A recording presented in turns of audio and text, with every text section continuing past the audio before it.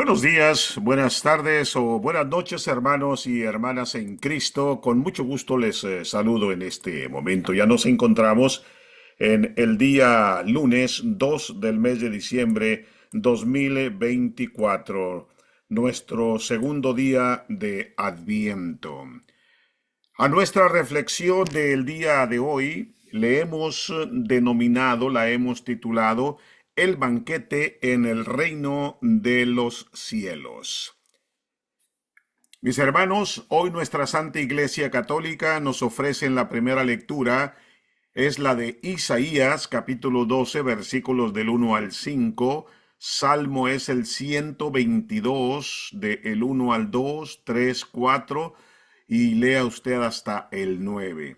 El Evangelio es el de San Mateo, capítulo 8, versículos del 5 a el 11. Le menciono las lecturas para que si usted se da tiempecito, pueda leerlas y esto incremente más su fe en nuestro Señor Jesucristo y su iglesia, la iglesia que Él fundó, la iglesia universal, la iglesia católica. El Señor esté con todos ustedes. Proclamación del Santo Evangelio según San Mateo. Gloria a ti, Señor Jesús. Cuando Jesús entró en Capernaum, la pronunciación sería Capernaum. Bueno, cuando Jesús entró en Capernaum, se le acercó un centurión y le suplicó diciendo, Señor, mi criado está postrado en casa, paralítico, sufriendo terriblemente. Le dijo, iré y lo curaré. El centurión respondió, Señor, no soy digno de que entres bajo mi techo, solo di la palabra y mi siervo sanará. Porque también yo soy hombre sujeto a autoridad, con soldados sujetos a mí, y le digo a uno, ve y va, y a otro, ven acá y viene, y a mi siervo, haz esto y lo hace. Al oír esto, Jesús se quedó totalmente asombrado y dijo a los que lo seguían, en verdad les digo que en ningún otro en Israel he hallado tanta fe. Les digo que muchos vendrán del oriente y del occidente, y se sentarán con Abraham, Isaac y Jacob en el banquete en el reino de los cielos. Palabra de el Señor. Gloria a ti, Señor Jesús. Como le dije, a esta reflexión le hemos titulado, mis hermanos, El banquete en el reino de los cielos. ¿Qué les parece si oramos?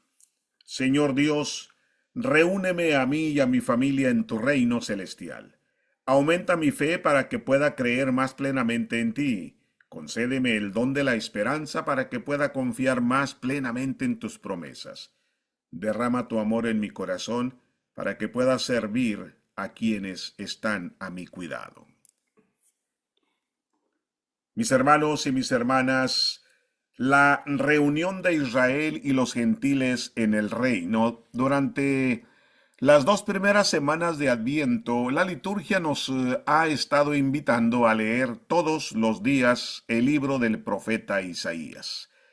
Los evangelios seleccionados para esta semana fueron escogidos para resaltar algo del texto de Isaías. Las lecturas de hoy están conectadas bajo el tema de la reunión de Israel y las naciones gentiles en el reino de Dios. Por ejemplo, mis hermanos, en la primera lectura, Isaías profetiza que un día no solo Israel, sino todas las naciones se congregarán en el monte del templo. En el Evangelio Jesús sana al sirviente de un centurión gentil. ¿Okay? Y en este contexto Jesús prevé que muchos de Oriente y Occidente, como dice en el Evangelio, se sentarán con los patriarcas de Israel, con Abraham, Isaac y Jacob, en el banquete en el reino de los cielos. Jesús entendió que al proclamar la llegada del reino de Dios en su ministerio público, él estaba inaugurando lo que los profetas de Israel prometieron, es decir, la restauración de las tribus exiliadas de Israel. Jesús llevó a cabo esta restauración reuniendo a Israel en el banquete celestial del reino de Dios. Puesto que las tribus de Israel se dispersaron entre las naciones gentiles, aproximadamente en el año 722 a.C., es al traer a los gentiles al reino que Dios trae a casa a las tribus dispersas de Israel. La profecía de Isaías se cumple en y por Jesús, en y a través de la iglesia que Él establece. Isaías de esta manera profetiza que el monte Sión, el monte de la casa del Señor, se convertiría en el monte más alto. Esto no debe tomarse literalmente, sino en sentido figurado y espiritual.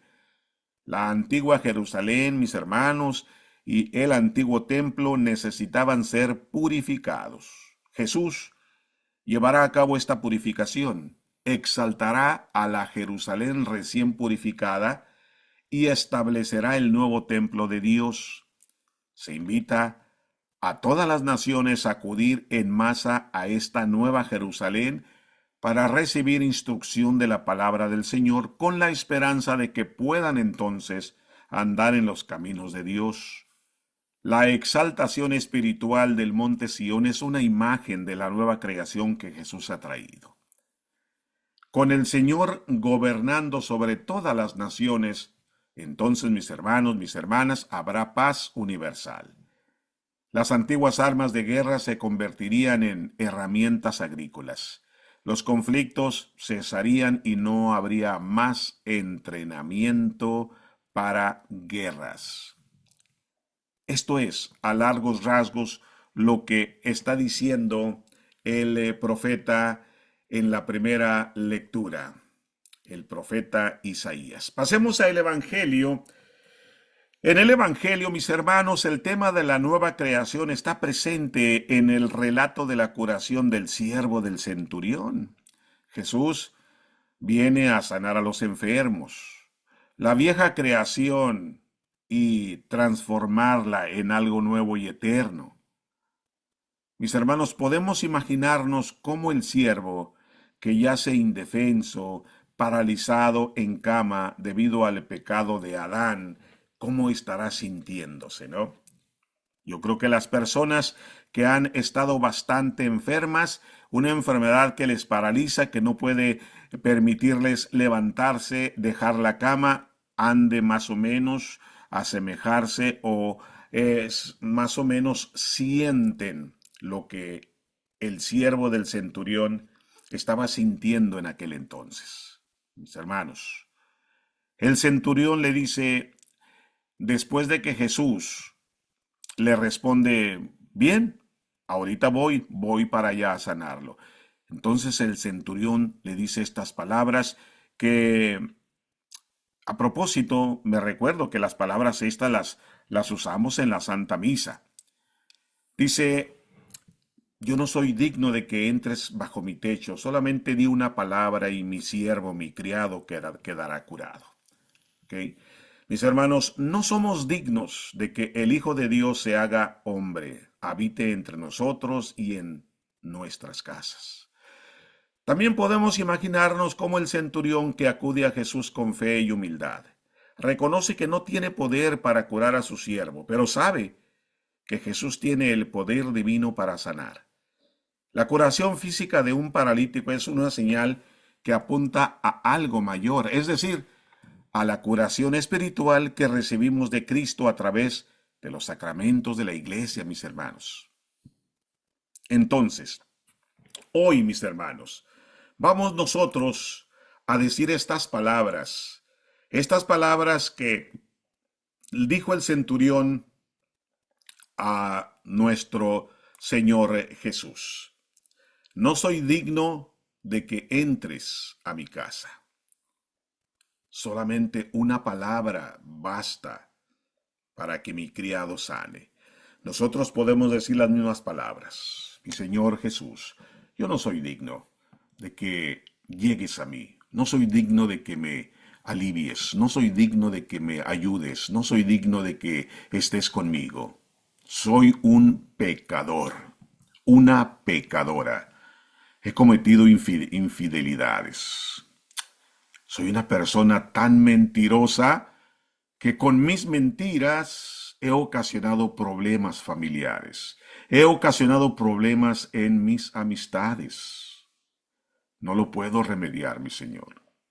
Soy mentiroso, soy infiel, soy una persona que toma ventaja de los demás sin pensar en nadie más, sin pensar que estoy haciendo un daño a mis hermanos, a tus hijos. Soy un pecador empedernido. No soy digno de que me ayudes. No soy digno de que entres bajo mi techo. No soy digno de que entres en mi corazón. ¿Mm? Pero sí te pido que una palabra, solamente una palabra tuya, va a bastar, va a ser suficiente para que yo sane. Esas son las palabras que tenemos que decir nosotros imitando a ese hombre que dijo, yo tengo autoridad sobre los demás, sé que es tener autoridad, pero aún así, aunque yo sea un personaje famoso y autoritario y que tenga personas a mi cargo, no puedo sanar a mi siervo. Esto lo declara ante Jesús, reconociéndose humilde, reconociéndose una persona que ante Jesús no es nadie.